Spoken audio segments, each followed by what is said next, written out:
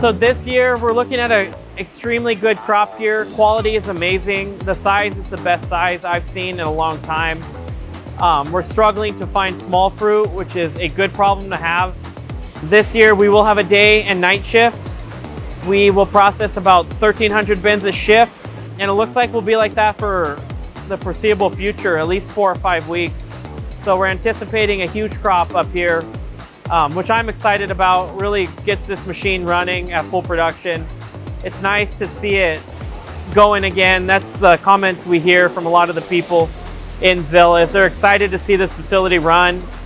Everyone's excited to come work for us. The feedback's good, the atmosphere is good. Yeah, and we're excited to put some good fruit out for everyone to enjoy.